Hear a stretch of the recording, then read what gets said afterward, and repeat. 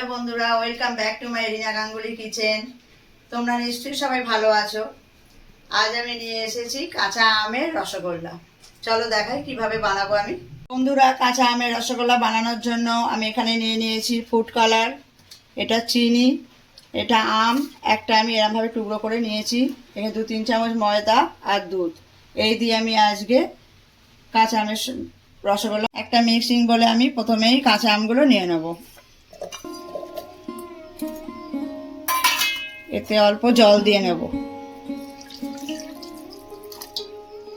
এটা মিক্সিতে ঘুরিয়ে লিকুইড বানিয়ে নেব। আমটা লিকুইড হয়ে গেছে, এখন আমি এটা ছাঁকনির সাহায্যে ছেঁকে নেব।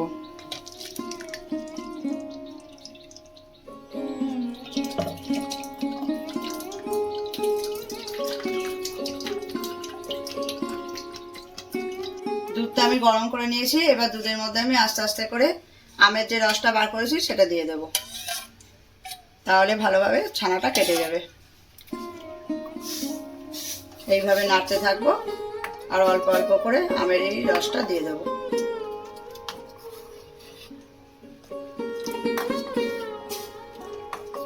ছানাটা আমার হয়ে গেছে, এবার আমি এটা ছেঁকে নেব।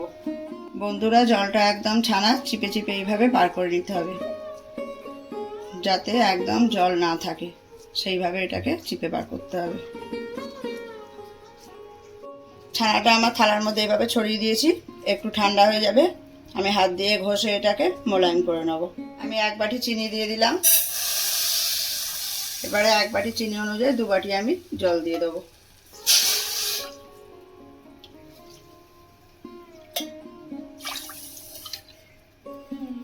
এইভাবে ছানাটাকে ভালোভাবে চটকে নিতে হবে। যত এইভাবে চটকানো যাবে তত রসগোল্লাটা মোলায়েম হবে। এতে আমি 2 চামচের মতন ময়দা দিয়ে দেবো। এটাকে ভালোভাবে আবার মেখে নেব। ছানার থেকে আমি এইভাবে 5টা নিয়েছি, কেটে নিয়েছি। চিনির শিরাটা যে আমি বসিয়েছিলাম সেটা এখন ফুটছে, আমি এতে একটু ফুড কালার দিয়ে দেবো, ম্যাঙ্গো ফুড কালার।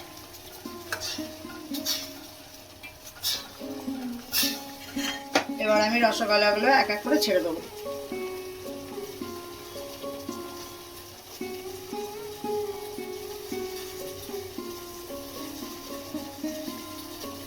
আমার কাঁচা আমের রসগোল্লা তৈরি হয়ে গেছে, ঠিক এইরকম ফুলে উঠবে। এবার আমি নামিয়ে নেব। আমার রসগোল্লা তৈরি হয়ে গেছে।